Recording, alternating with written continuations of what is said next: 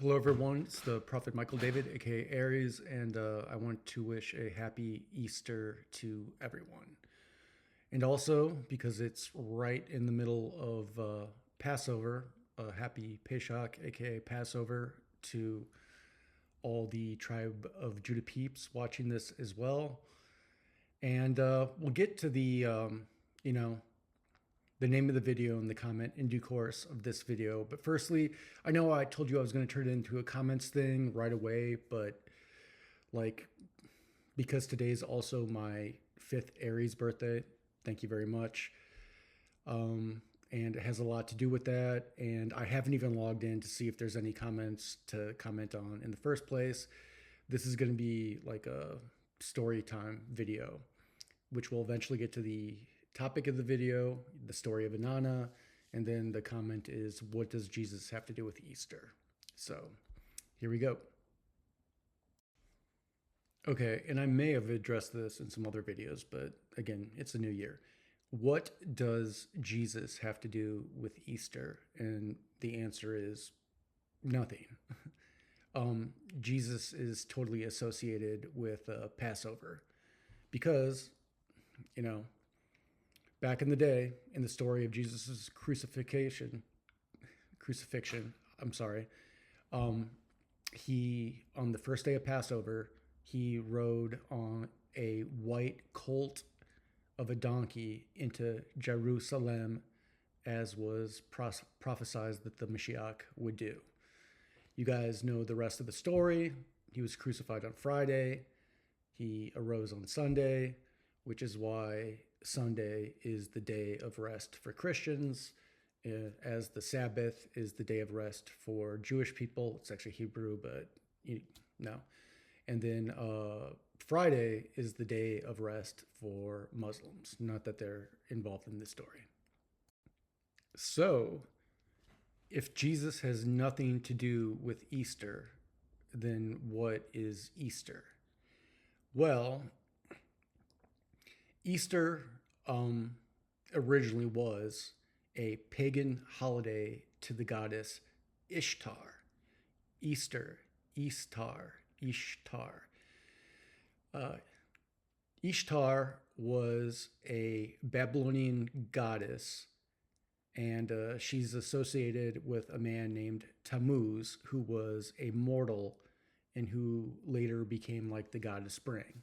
And just as the Romans took the Greek gods' names and changed them, Zeus to Jupiter,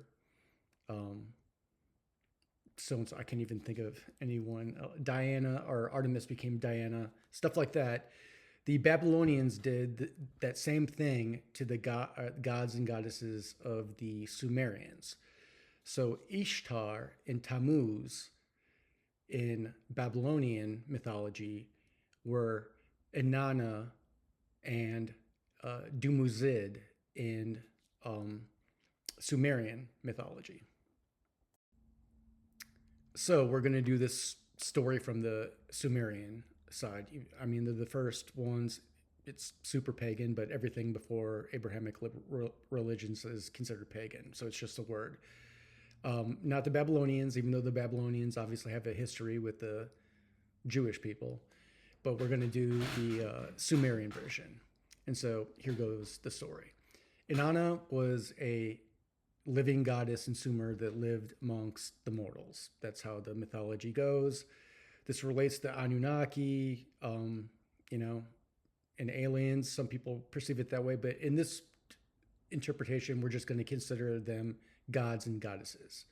So Inanna was a very powerful Sumerian goddess, and she took as a consort, boyfriend, a mortal man named Dumuzid. And they had a grand old time, and they loved each other very much. And at one point, you can tell, I know the story, but it's not like I researched for this. You guys can look up the details if you want. At one point, Inanna had to go to the underworld to see her sister, who was like Hela in the Thor movies. And, she thought that they got along well, but they had some altercation, and Inanna was basically confined in the underworld for a series of time. her sister would not let her go. So in the mortal realm, Dumuzid, like Inanna just disappeared and he didn't know where she went. And so he mourned her for a time, and we don't know how long this time it is. It's probably longer than months, but maybe a year or years. But he mourned her, but then after a time, she was a goddess, he wasn't, and the goddesses can pretty much do, gods and gods can do pretty much what they want to the mortals, including abandon them. So Dumuzid, being the former boyfriend of a goddess, he was rich, he was handsome, he was popular, he had an awesome house. And so he started throwing these lavish parties where he invited all these people, just like the lavish parties of the modern world and everything. And he did that for a while and kept doing that for a while. And then eventually, going back down to the underworld, and I don't remember this part, but somehow Inanna was released and allowed to go back to the mortal realm, which she did. And, and she was so happy, and she wanted to see Dumuzid so much. And when she walked into the house, she thought that he would still be mourning and crying for her, but instead she found him in like this full-fledged party, just partying it up with all these people from Sumer. And they locked eyes, and 1,000 words were said in 1 second. And then Inanna did what every all-powerful goddess does when she finds her mortal boyfriend canoodling with a bunch of Sumerian party girls. She decapitated him, killed him, and sent him to the underworld himself. And I will give the ladies a few moments to cheer, but she still loved him. Eventually, she resurrected him, and he basically became a god himself. He did become a god. He became basically the god of rebirth. And hence why spring has always been, the spring solstice has always been like the most popular solstice to everyone, including the ancients, was because, we survived another winter and everything. So Dumuzid became like the god of rebirth. So he's the OG precursor. Also, have to add in, if you look up on Wikipedia, Ares are also known as Dumuzi, and he was the first Dumuzi, the first reborn one.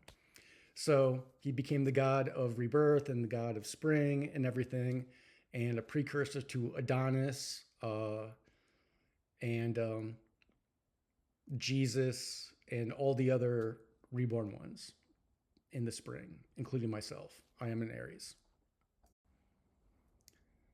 I actually did all of that way faster and more concisely than I thought I was going to do.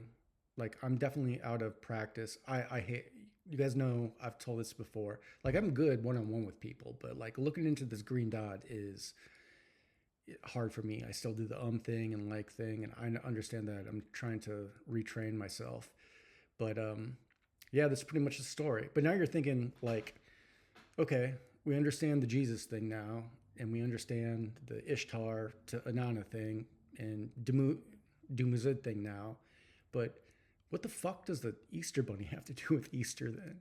And like, what's up with the eggs and everything? Well, that is a story for another day. A very, very funny story. So, all right. Anyway, again,